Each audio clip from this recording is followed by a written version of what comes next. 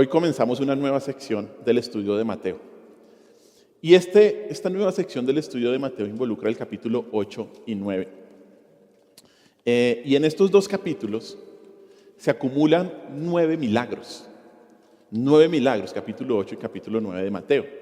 Y estos 9 milagros es bien interesante cómo Mateo, el escritor inspirado por Dios, dividió estos 9 milagros en 3 grupos de cada uno.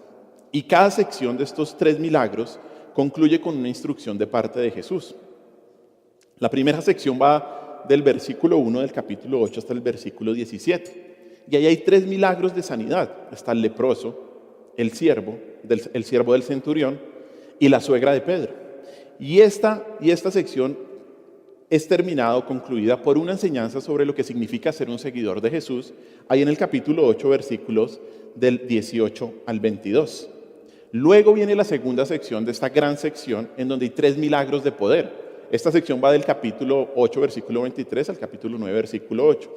Y estos 3 milagros de poder está el Señor Jesús calmando la tempestad, liberando a un endemoniado y hace andar a un paralítico, ¿no? También un milagro de sanidad, pero se resalta el poder. Esta sección concluye ahí en el versículo 8 del capítulo 9 y empieza una sección sobre el llamamiento de Mateo, el escritor de este libro, y una pregunta sobre el ayuno, capítulo 9 del versículo 9 al 17. La última sección de esta gran sección viene del capítulo 9, versículo 18 al versículo 34. Y aquí hay 3 milagros de restauración física. El Señor sana o le devuelve la vida a una mujer, le devuelve la vista y le devuelve la voz a 2 personas más. Y esto viene por un llamado para que Dios mande obreros a su mies, en el capítulo 9, versículos del 35 al 38. Estos 2 capítulos en donde se describen los milagros del Señor Jesús es parte del propósito principal de Mateo, que ¿cuál es? Es presentar a Cristo como Rey, presentar a Cristo como Rey. Estas obras, estos milagros son las credenciales reales. Ellas lo identifican, estas obras identifican a Cristo como el Mesías prometido que reinaría. Mientras que ya vimos los capítulos del 5 al 7, hablan de las palabras autoritativas de Jesús como Rey. Esta sección habla de sus obras autoritativas. Estos milagros añaden el sentido a los poderosos hechos de Jesús, a los de sus poderosas palabras que vimos en los capítulos 5, 6 y 7. Además, toda esta sección, capítulos del 5 hasta el capítulo 9, de alguna manera nos preparan para el capítulo 10, en donde Jesús va a elegir a sus 12 apóstoles y los va a instruir tocante a lo que deben predicar y a cómo deben actuar en el mundo.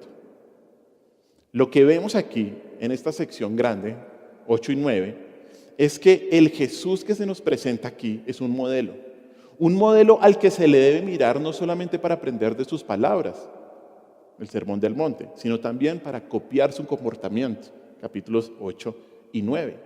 Y los versículos que hoy vamos a ver específicamente están dentro de la primera sección de milagros, la cual tiene un énfasis especial en el ministerio de Jesús con los marginados de la época para los judíos. Está el leproso, está el gentil y está una mujer. Y aunque esta última, la mujer, no estuviera en un estado de impureza, en aquella época sí se le discriminaba a las mujeres. No porque lo dijera la palabra, eso no era la voluntad de Dios, sino porque se había tergiversado la ley. De hecho, muchos fariseos y muchos escribas oraban de esta manera: doy gracias porque soy hombre y no mujer, porque soy un judío y no un gentil, porque soy un hombre libre y no un esclavo. Por eso es significativo que los primeros milagros y los primeros receptores de estos milagros fueran los marginados. Además, esto también muestra la estrategia misionera de Jesús. Primero Él va a ¿quiénes? A los judíos, ¿cierto? A los leprosos, y después a los gentiles con el siervo del centurión. Hoy vamos a estudiar el relato de un hombre con lepra. Un hombre que se le acerca a Jesús para pedirle que lo sane. Su enfermedad lo lleva a buscar a este gran maestro que acaba de dar un gran sermón para buscar alivio a su dolencia.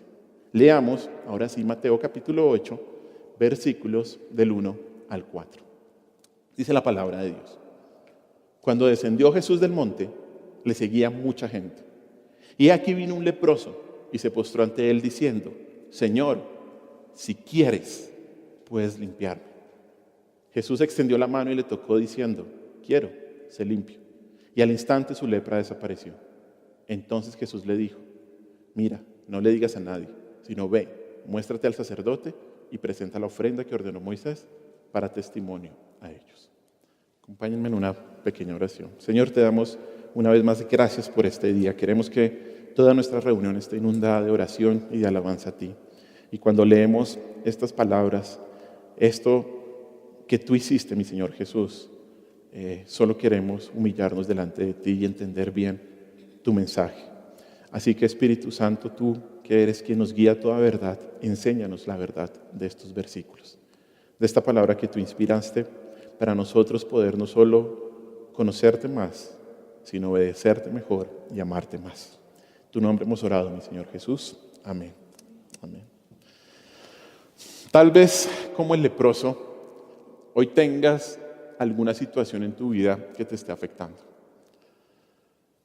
Puede ser algo que está mal en tu cuerpo, puede ser algo que está mal en tu ser interior, en tu familia, en tu trabajo o en cualquier otra área de tu vida. Y el estudiar estos versículos nos van a dar esperanza de que en cualquier situación que estemos pasando, no solo vamos a aprender en qué consiste una fe verdadera, la fe del leproso, sino sobre todo vamos a darnos cuenta del gran Salvador que tenemos. Hoy vamos a estudiar en qué consiste una fe verdadera y qué distingue a un verdadero Salvador. ¿Qué es una fe verdadera y qué distingue a un verdadero Salvador? Y lo primero es una fe verdadera. Eso está en el versículo 1 y 2. El relato comienza, como vimos ahí, en el versículo 1, con el Señor descendiendo del monte, con mucha gente siguiéndolo. Toda esta gente seguramente era la que lo había escuchado hablar este magno sermón, ahí en el Sermón del Monte, en los capítulos 5, 6 y 7. Y en ese momento se le acerca un leproso. Y el versículo 2 dice: y he aquí vino un leproso. Esas palabras he aquí usualmente están en la Escritura para llamar la atención sobre algo muy importante. Algo muy importante. Cuando usted ve esta palabra he aquí, el autor, el escritor está tratando de mostrar algo que viene, que es muy importante o llamativo. Y es que era inusual que en esa época un leproso apareciera en público, y mucho más que se le acercara a un maestro como lo era el Señor Jesús. El relato paralelo de Lucas, en Lucas capítulo 5, versículo 12, dice que este hombre estaba lleno de lepra. Lucas 5, 12, que estaba consumido por la lepra. Y esto sugiere que todo su cuerpo estaba sufriendo de esta enfermedad. Tal vez algunos de ustedes lo saben, y es que la lepra es una enfermedad muy grave de la piel. En la época del primer siglo, esta palabra describe una variedad de condiciones que podían afectar la piel de una persona. Y esto podía incluir la psoriasis, el lupus, la tiña, el fagus o la enfermedad de Hansen, que es como se conoce la lepra, ¿no? Como es conocida usualmente. La lepra causa llagas en la piel, afecta el tracto respiratorio superior, el daño a los nervios periféricos, que puede causar secuelas progresivas y permanentes, que incluyen deformidades y mutilaciones, reducción en la movilidad e incluso puede llegar a causarle a una persona ceguera. La enfermedad puede comenzar con pequeños nódulos que empiezan a ulcerarse, y a medida que progresa, las úlceras desprenden una supuración con un olor terrible, terrible. La lepra es una enfermedad muy antigua, y vemos algunos casos descritos en la Biblia, como el de María, la hermana de Moisés, en Números capítulo 12, o el de Naamán el sirio, el funcionario sirio, en Segunda de Reyes capítulo 5. Pero lo interesante es que la lepra es la única enfermedad que se describe con tanto detalle en la ley del Antiguo Testamento, en Levítico capítulo 3 y Levítico 14. 2 capítulos se dedican para mostrar o para describir de en qué consiste esta enfermedad y cuál es el procedimiento a seguir para cuando una persona fuera sana. Y todo esto está dentro de las regulaciones de culto. Y esto ha llevado a la conclusión de que la lepra se puso en ese punto, en el Levítico 3 y 14, como un símbolo del pecado del hombre. El comentarista Evis Carballosa afirma que hay 3 maneras en que la lepra ilustra el pecado según estos capítulos. Acompáñenme a Levítico capítulo 3 y vemos ahí rápidamente el contexto que estamos hablando de lo que era la lepra para ese entonces o cómo se concedía. 3 maneras en las que la lepra ilustra el pecado, según estos capítulos Levítico 13 y 14. En primer lugar, la lepra es una enfermedad repulsiva y detestable. Levítico 13, versículos 2 y 3 dicen así. Levítico 13, 2 y 3 dice: habló Jehová a Moisés, estoy leyendo desde el 1, y a Aarón diciendo: cuando el hombre tuviera en la piel de su cuerpo hinchazón, o erupción, o mancha blanca, y hubiera en la piel de su cuerpo como llaga de lepra, será traído a Aarón, el sacerdote, o a uno de sus hijos los sacerdotes. Y el sacerdote mirará la llaga en la piel del cuerpo. Si el pelo en la llaga se ha vuelto blanco y pareciere la llaga más profunda que la piel de la carne, llaga de lepra es, y el sacerdote lo reconocerá y lo declarará inmundo. ¿No? Aquí vemos lo primero, es una enfermedad que por su descripción física es repulsiva, es detestable. La lepra, como lo mencioné, se puede oler, emite un olor desagradable e incluso la voz de las personas que sufren esta enfermedad es afectada. El leproso se convierte en un sepulcro ambulante. De la misma manera, el pecado de una persona, el pecado en la esfera moral, es sucio y repudiable para un Dios santo.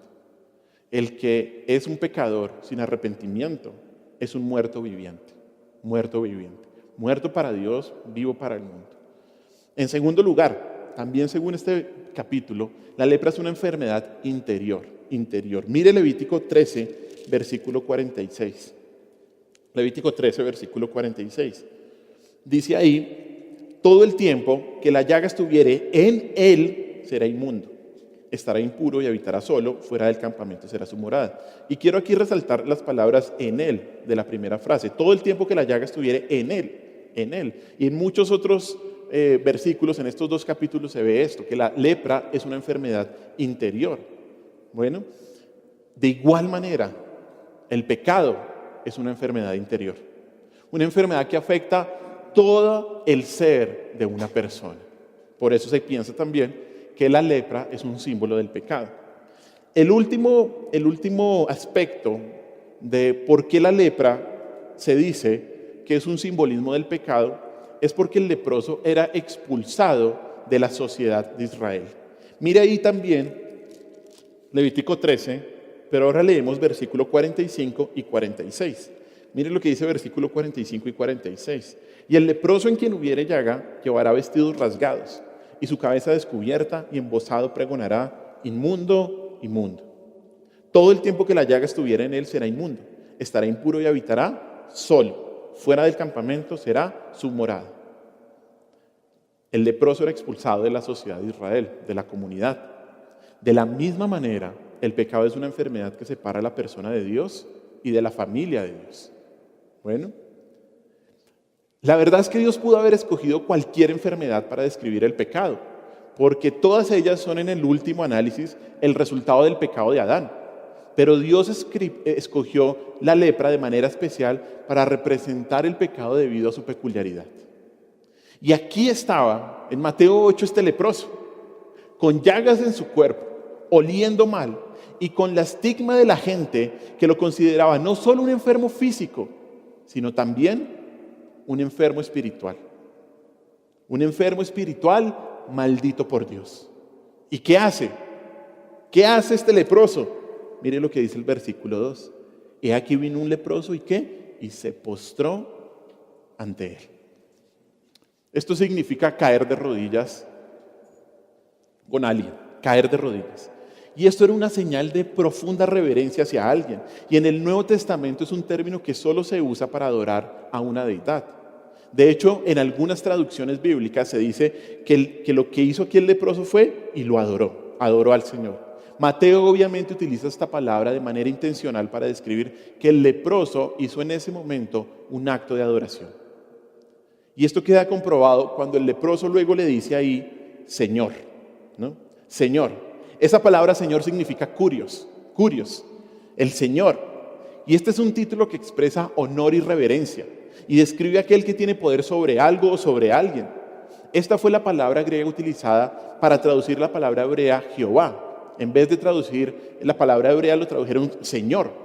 Y el reconocimiento del leproso del poder y la autoridad de Jesús al postrarse y decirle Señor a Cristo, muestra que el leproso reconocía a Jesús como alguien mucho más poderoso que un simple humano. El leproso está afirmando la autoridad sanadora del Señor. El leproso reconoció que ese gran maestro que acababa de dar un gran sermón era más que un simple maestro. Entendió que Cristo tenía autoridad y poder divino. Y por eso a continuación le dice, y mire lo que le dice: si quieres, puedes limpiarme. Si quieres, puedes limpiarme. Una frase maravillosa. Esta frase, por lo que acabamos de ver, no significa que el leproso dudara del poder del Señor para sanarlo, sino que afirma que él no sabía si el Señor tenía la voluntad para sanarlo. Él no dudaba del poder de Cristo, sino de su voluntad. Y esta duda, de hecho, era entendible, dado la manera en que se trataba a un leproso en el judaísmo del primer siglo. Ya vimos algo, pero en esa época, y era muy fuerte el estigma de los leprosos en el primer siglo, ellos eran desterrados de las familias y de la comunidad, de las ciudades y de las villas donde vivían. Usualmente formaban sus propias comunidades y eran forzados a no tener contactos unos con otros. Los leprosos eran considerados, como lo mencioné, muertos en vida.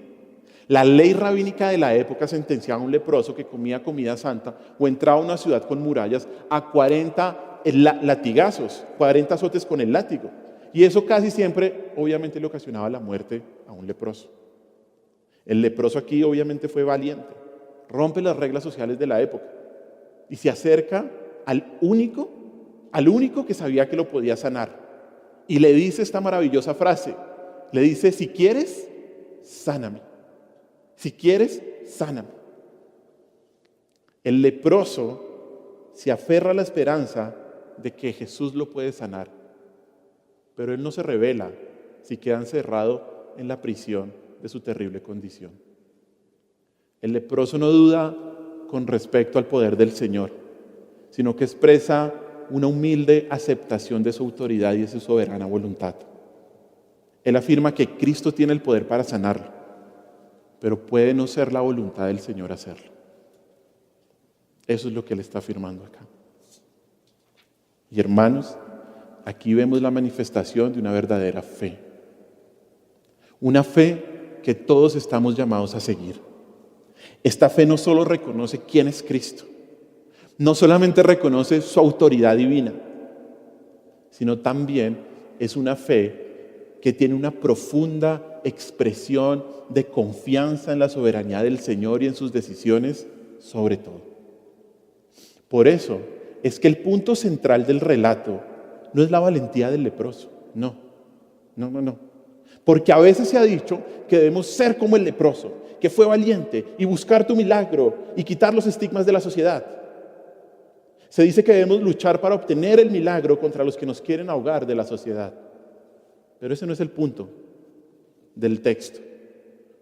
De hecho, el relato no se dice nada de la supuesta lucha que tuvo tener el leproso, sino que lo asumimos. Claro que el leproso fue valiente. Claro que sabía lo terrible de su condición y de su problema. Pero lo que más destaca el texto, el autor inspirado, es que este hombre reconoció ante quién estaba parado. Y por eso se somete a cualquiera que sea su decisión. Ese es el punto de Mateo, que Mateo quiere resaltar. Y eso es lo que se destaca de este leproso. Aquí hay una hermosa combinación de confianza y aceptación de la voluntad de Dios, sin importar cuál sea el resultado final. Esta expresión de confianza en el poder de Dios, mezclada con humildad y reverencia, es lo que te debe caracterizar a ti si eres seguidor de Cristo. Una mezcla de confianza en el poder de Dios, pero al mismo tiempo una mezcla de humildad, de reverencia. Así como el leproso, debemos tener una fuerte fe y confianza en la habilidad del Señor para hacer cualquier cosa que desee realizar. Así como el leproso, el creyente debe estar siempre seguro del poder y de la autoridad de Dios. Pero también como el leproso, debemos tirarnos a los pies de Jesús y depender de su gracia. Debemos mostrar una gran humildad y una gran confianza de que si es la voluntad del Señor querer obrar, obrará. Obrará a nuestro favor. Y si no, nuestra fe en Él no disminuirá. No disminuirá. A veces, si el Señor quiere, puede sanarnos de una enfermedad, puede darnos una mejor persona o una persona, puede darnos un mejor trabajo, puede darnos un mejor jefe, puede solucionar un problema determinado o cualquier otra petición que le hayamos hecho. Pero a veces el Señor puede no querer. Y nuestra respuesta, ¿sabe cuál debe ser? Fe. Fe. Fe. ¿Recuerda lo que dice Hebreos 11:1? Debemos tener una total certeza de que lo que esperamos en Cristo es mejor que lo que queremos. Y una convicción de que lo que no vemos es lo que más nos conviene. De hecho, vayamos a Hebreos 11 y miremos no el principio, que es el que acabo de parafrasear, aplicándolo a este tema, sino los últimos versículos, versículos del 32 al 40. Hebreos 11 del 32 al 40.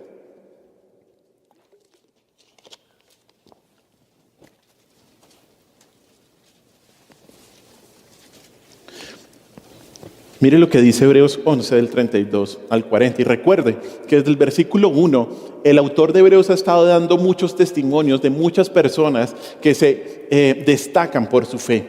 Y él llega a este punto, Hebreos 11:32, y dice lo siguiente, hasta el final. ¿Y qué más digo? Porque el tiempo me faltaría contando de Gedeón, de Barak, de Sansón, de Jefté, de David, así como de Samuel y de los profetas, que por fe conquistaron reinos, hicieron justicia, alcanzaron promesas, taparon bocas de leones, apagaron fuegos impetuosos, evitaron filo de espada, sacaron fuerzas de debilidad, se hicieron fuertes en batallas, pusieron en fuga ejércitos extranjeros. Increíble. Versículo 35. Las mujeres recibieron sus muertos mediante resurrección, mas otros fueron atormentados, no aceptando el rescate a fin de obtener mejor resurrección. Otros experimentaron vituperios y azotes, y más de esto prisiones y cárceles. Fueron apedreados, aserrados, puestos a prueba, muertos a filo de espada. Anduvieron de acá para allá, cubiertos de pieles de ovejas y de cabras, pobres, angustiados, maltratados, de los cuales el mundo no era digno, errando por los desiertos, por los montes, por las cuevas y por las cavernas de la tierra. Y todos estos, aunque alcanzaron buen testimonio mediante la fe, no recibieron lo prometido, proveyendo Dios alguna cosa mejor para nosotros, para que no fuesen ellos perfeccionados aparte de nosotros.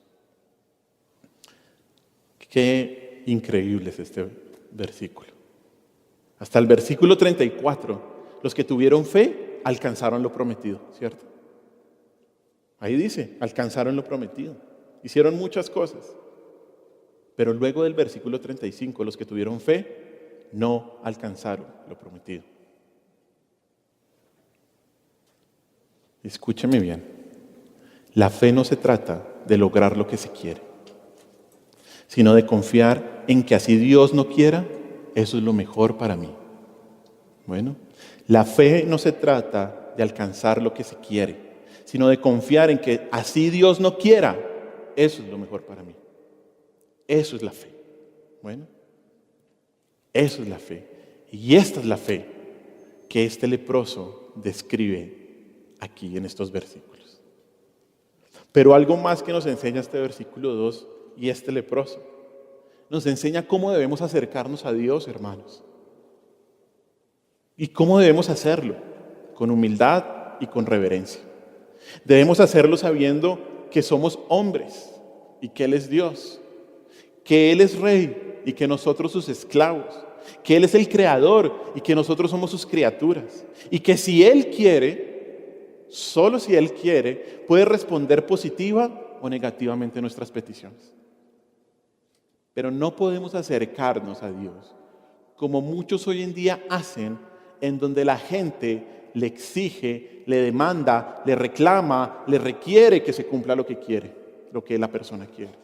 Y entonces hay oraciones totalmente irreverentes que dicen: yo te exijo, Señor, que mi hijo, lo que sea.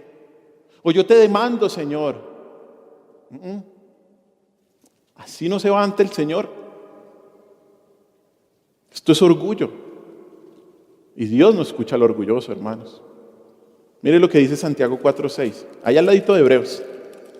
Santiago capítulo 4, versículo 6. Mire lo que dice. Pero Él da mayor gracia. Por eso dice, Dios resiste a los soberbios y da gracia a los humildes. ¿Qué es una verdadera fe? Una verdadera fe entiende el poder de Dios. Entiende que Dios es poderoso. Pero una verdadera fe se somete a su soberana voluntad con gozo. Con gozo. Ese es nuestro Dios. Él hace lo que quiere. Nosotros no somos Dios. Bueno, esa es la primera parte, una verdadera fe, descrita aquí en estas palabras y en esta vida del leproso. Pero ahora vamos a ver lo más increíble, y es un verdadero Salvador, que está ahí en el versículo 3 y 4. Dice el versículo 3 y 4 de Mateo capítulo 8. Jesús extendió la mano y le tocó, diciendo, quiero, sé limpio. Y al instante su lepra desapareció.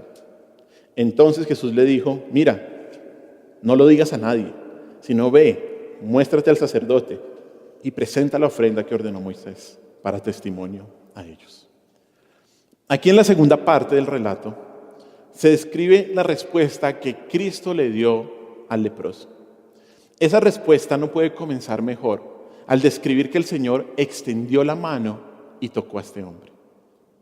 Mientras que el leproso solo habló, quién sabe a qué distancia, el Señor, ¿qué hizo? Tocó a este hombre. Y esto es especialmente importante porque los leprosos eran los intocables del primer siglo. En primer lugar, porque se consideraba contagiosa la lepra. Y en segundo lugar, porque hacía una persona religiosamente impura. Tocar a un leproso era que usted ya fuera maldito o estuviera contaminado por el pecado de esa persona. Los leprosos eran considerados la epítome de la deshonra. Y ningún rabino jamás habría pensado en tocar a un hombre leproso. Porque como hemos dicho, se le consideraba no solo que estaba mal físicamente, sino estaba mal espiritualmente. Y si pensamos por un momento lo que este hombre había vivido con esta enfermedad, podemos entender mejor lo que significó que el Señor lo tocara. Un día este hombre estaba sano y empezó a ver algunas llagas en su cuerpo, algunas llagas en sus brazos, en sus manos, y comenzó a sentir ciertos síntomas de su enfermedad. Seguramente, como era la costumbre en aquella época, se puso algo de aceite en la parte afectada, esperando que al día siguiente eso hubiera sanado o se hubiera disminuido la hinchazón. Pero a la mañana siguiente este hombre vio que la enfermedad se había expandido mucho más. Y la ley decía que una persona así tenía que ir al sacerdote.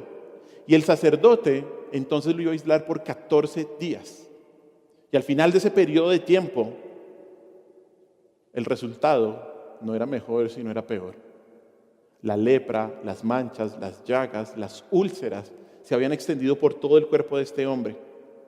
Y el sacerdote determinó que tenía lepra. Eso significaba que esta persona tenía que salir de su casa, dejar a su familia, dejar a su ciudad, y sin la posibilidad de estrecharles la mano, de darles un abrazo o decirles sencillamente adiós. Este hombre debía aislarse inmediatamente y de ahí en adelante, cada vez que pasaba por algún lugar, tenía que gritar, inmundo, inmundo. Su familia le dejaba la comida en un lugar para que después de un tiempo él fuera a comer y a recoger esos alimentos para poder alimentarse. Pero no podía tener nunca contacto con alguna persona sana. Pero un día este hombre se enteró que bajaba del monte un gran maestro.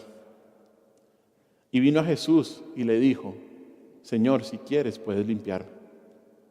¿Y qué hizo el Señor Jesús? Lo tocó. Lo tocó. El Señor no tenía que hacerlo. De hecho, el Señor pudo haber solamente hablado, como vamos a ver en el siguiente relato la próxima semana con el siervo del centurión, que él dijo y el siervo se sanó inmediatamente. Pero el Señor lo tocó a este leproso en una increíble muestra de compasión. El Señor le mostró al leproso empatía, piedad, comprensión, misericordia con su terrible estado. Seguramente aquel hombre había olvidado cuál era la sensación del toque de parte de un semejante. Y el primero que lo toca el primero que lo vuelve a tocar es nada menos que el Rey del universo. El Rey del universo. Y luego que el Señor lo toca, ¿qué dice? Quiero. Sé limpio. Sé limpio. Y estas son pocas palabras, pero poderosas. Demuestran la autoridad soberana de Dios sobre todo lo que hay en esta creación. Son una demostración de su poder absoluto hasta tal punto que el versículo dice, y al instante su lepra desapareció. Al instante su lepra desapareció. El leproso no tuvo que esperar unos días, unas horas, ni siquiera unos segundos. El que era leproso quedó inmediata y completamente sano al instante. Increíble. Una sanidad inmediata y completa. Y aquí hago un paréntesis. Esto es totalmente contrario a lo que pasa hoy en día, ¿no? Totalmente contrario a lo que pasa hoy en día.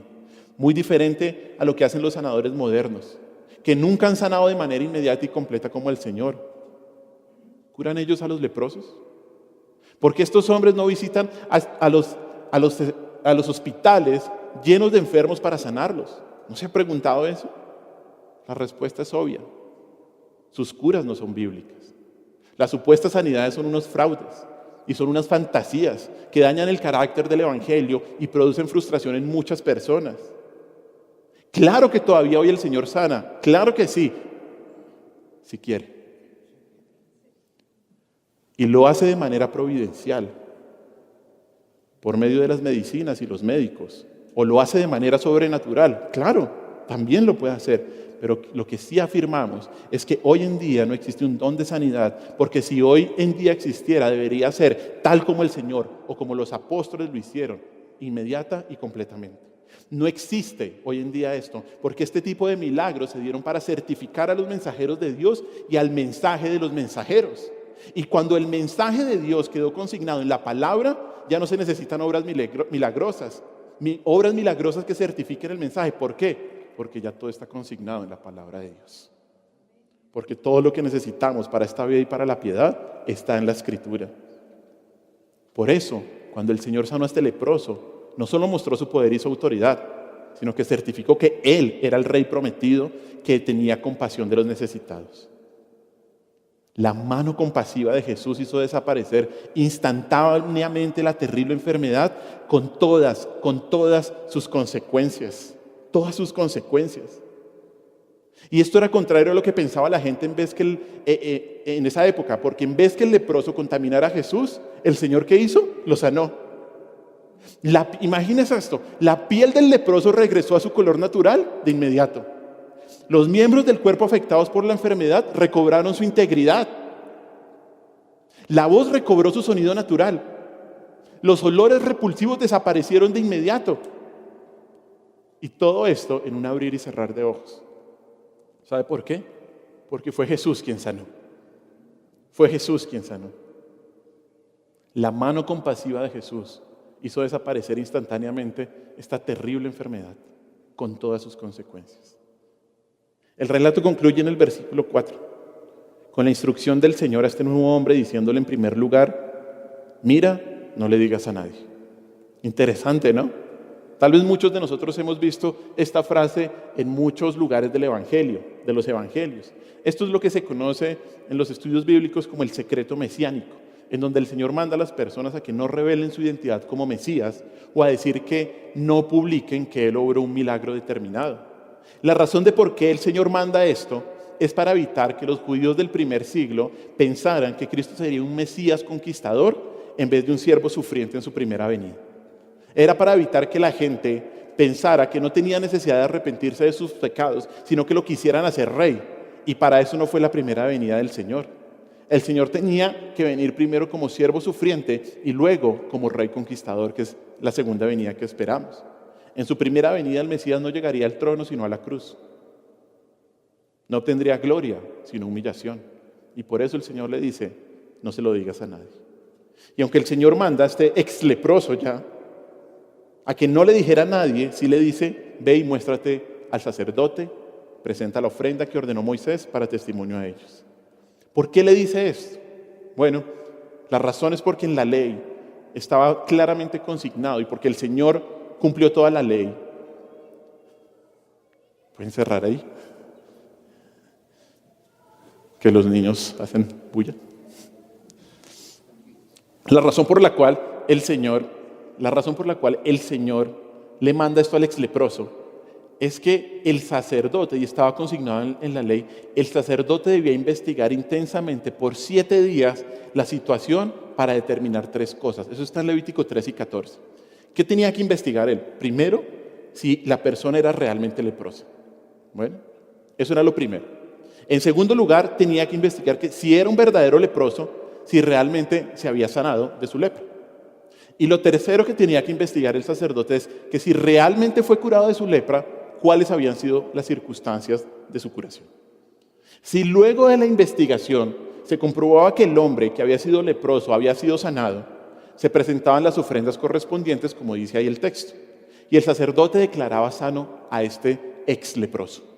Solo en ese momento el ex leproso podía ser reintegrado a la sociedad y la restauración civil, familiar y social se podía dar. Solo en ese momento, cuando el sacerdote dijera, sí, esto pasó, esto es verdad, este hombre se sanó, ¿no? Entonces, por eso está esta frase. Pero no solo por eso, hay algo más, algo de mucha mayor importancia, que implica esta certificación del sacerdote.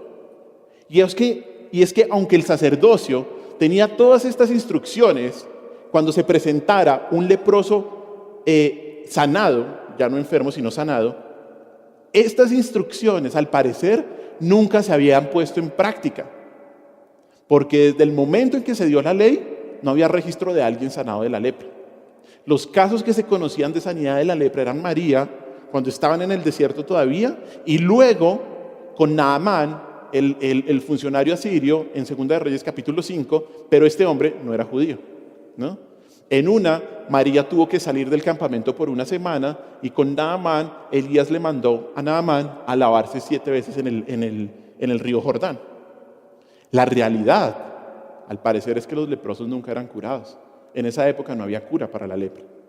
Estos sacerdotes nunca habían realizado esta ceremonia. ¿Y sabe por qué? Y esto es increíble del pasaje, porque solo el Mesías podía curar a un leproso. Solo el Mesías. Mire lo que dice Mateo 11, del 1 al 5. Mateo 11, del 1 al 5.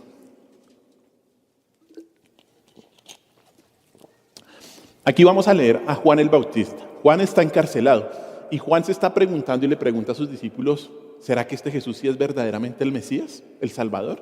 Y mire lo que dice Mateo 11, del 1 al 5. Cuando Jesús terminó de dar instrucciones a sus 12 discípulos, se fue allí a enseñar y a predicar en las ciudades de ellos. Versículo 2. Y al oír Juan en la cárcel los hechos de Cristo, le envió 2 de sus discípulos para preguntarle, ¿eres tú aquel que había de venir o esperaremos a otro? Respondiendo Jesús les dijo, id y haced saber a Juan las cosas que oís y veis.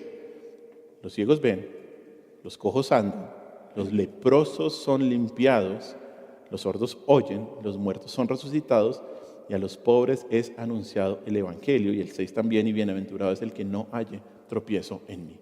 ¿Qué le dijo el Señor? ¿Cuál es la respuesta? ¿Qué le dijo a Juan? Estas obras certifican que yo soy el Mesías. Lo que hablamos aquí de capítulo 8 y capítulo 9. Estas obras certifican que yo soy el Mesías. Y una muestra de que Cristo era el Mesías es que sanaba completamente a un leproso. Lo que los estudiosos dicen es que al parecer Levítico 3 y Levítico 14 está ahí, es una descripción de la lepra, no solo como un símbolo del pecado, sino que sería una señal para que cuando un leproso fuera sanado, sería un testimonio de que el Mesías estaba entre ellos. Nunca se había dado. Sanaron a un leproso. ¿Quién lo sanó? Tanto los sacerdotes como el pueblo debieron reconocer aquel acto de sanidad como una prueba de la presencia del Mesías prometido en medio de ellos. Obviamente, esto no contradice lo que ya dijimos, que si bien en la historia Jesús quería ocultar su cargo mesiánico al pueblo, cuando Mateo escribe el Evangelio de Mateo, más o menos a mediados del 1 siglo, ciertamente espera que sus lectores y que nosotros reconociéramos en este relato que el que sana al leproso es el Mesías. Bueno. Y hermanos, este es un poderoso testimonio, no solo del poder de Jesús, sino de que Él era el Mesías. El Mesías prometido desde Génesis capítulo 3, versículo 15, el Mesías que había sido esperado por años y años y años, el Mesías poderoso, el Mesías que iba a salvarnos de la peor enfermedad que es nuestro pecado. Aquí estaba, aquí se estaba presentando de manera magistral. El poder de Cristo sobre la enfermedad fue una prueba indudable de que Él es el único Rey con toda autoridad y de que no hay otro como Él. No hay otro como nuestro Señor. Pero ¿sabe que hay otra prueba más que Cristo es Rey? ¿Y sabe cuál es? Su inmesurable compasión. Su inmesurable compasión como el Rey del universo. Si algo me enseña esta historia, es que tengo un Dios compasivo que conoce mi necesidad. Y quiero invitarlo al capítulo de Mateo, Mateo capítulo 6. Que ya lo vimos. Mateo 6, 31 al 32, que lo estuvimos mirando bastante y que nos enseñó bastantes cosas. Dice Mateo 6, 31 al 32, dice así: no os afanéis pues diciendo, ¿qué comeremos? ¿O qué beberemos? ¿O qué vestiremos? Porque los gentiles buscan todas estas cosas, pero vuestro Padre Celestial sabe que tenéis necesidad de todas estas cosas. Hermanos, tenemos un Cristo que es compasivo. ¿Y sabe por qué es compasivo? Porque Él sabe lo que necesitamos. Y escúchame bien, Él sabe. Bueno, Él sabe. Él conoce. Él sabe lo que necesitas. Él sabe cuáles son tus falencias. Él sabe lo que te está pasando. Él sabe lo que hay en tu corazón. Él sabe lo que realmente necesitas. Y es que la compasión del Señor no se ve en que Él responde como queramos. Bueno, sino que la compasión se ve en que debido a que Él conoce y a que es compasivo, responderá de acuerdo a lo que es mejor para mí, a mi santificación y a lo que más trae gloria a su nombre. Bueno, pero quiero decirle algo más, y es que donde más se muestra la compasión de nuestro Cristo, de nuestro buen Cristo, de este gran Salvador, no es en que si quiere puede sanar nuestras dolencias, enfermedades y angustias, sino sobre todo en que siempre está dispuesto a sanar y limpiar el alma pecadora que busca la salvación en Él. Ahí es donde más se ve la compasión del Señor. Cristo no rechaza a nadie que va a Él. Mire lo que dice Juan 6, del 35 al 40. Juan 6, del 35 al 40.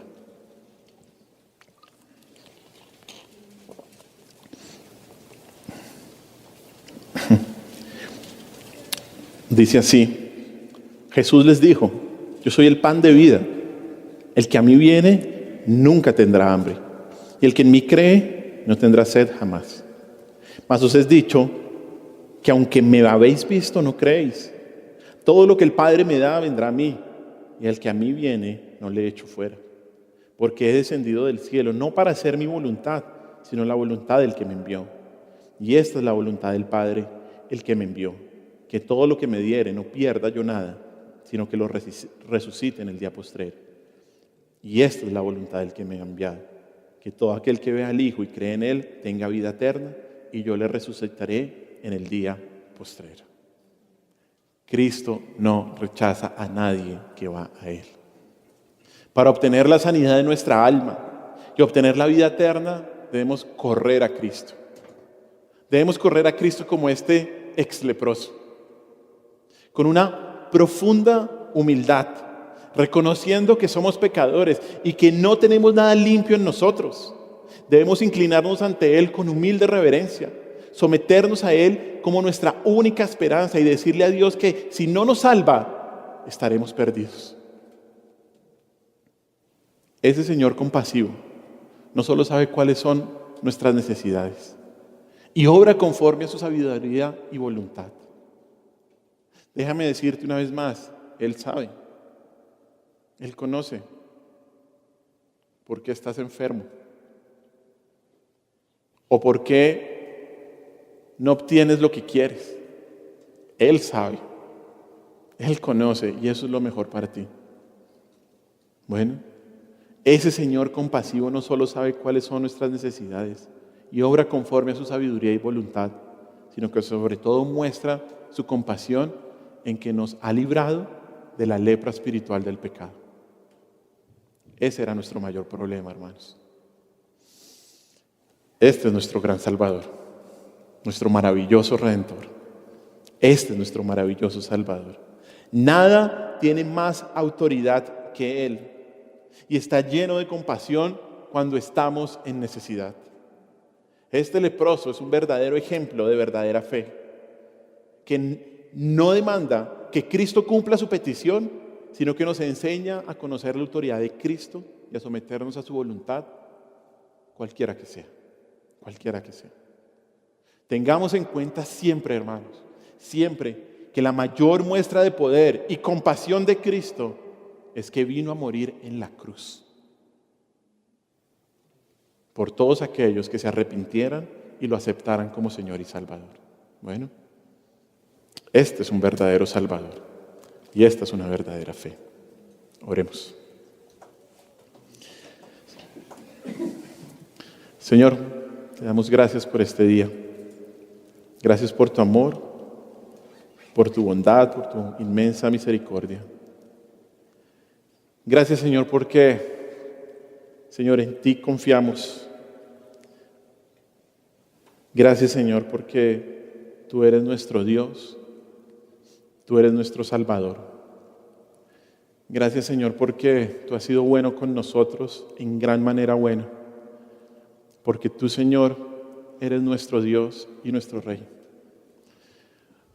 Gracias, Señor, porque, Señor, podemos ir ante ti humildes, entendiendo que tú eres soberano, entendiendo, Señor, que tú eres el creador de los cielos y de la tierra. Ayúdanos a seguir el ejemplo de este ex leproso que hoy en día seguramente está gozando de tu presencia, Señor, ya con una completa y una real sanidad.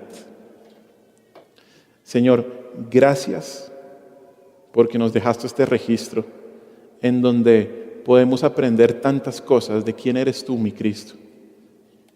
Poderoso, con autoridad sobre la enfermedad. Maravilloso, que todos te obedecen. Pero al mismo tiempo aprendemos ese Dios que es compasivo. Ese Dios que conoce nuestras necesidades. Ese Dios y ese Cristo que vino a morir en la cruz por nosotros. Ese Cristo precioso que sanó nuestra peor enfermedad, que es la lepra del pecado que teníamos, y nos dio un corazón nuevo. Toda la gloria y toda la honra sea a ti, que eres este maravilloso Cristo. Ayúdanos a que nuestra vida esté enfocada siempre en el cielo y no en la tierra. Y a entender, Señor, que si estamos pasando por dolencias, por dificultades, por enfermedad, por pruebas en la familia, en el trabajo, a poner nuestros ojos en ti y a reconocer tu autoridad y soberanía y saber lo que estás obrando cuando tú dices que no en nuestras vidas. Saber que tu mayor propósito es formar nuestra mente, nuestro corazón, formarnos a la imagen de Cristo. Gracias por las pruebas, Señor. Gracias por las dificultades. Te alabamos y te bendecimos, Señor.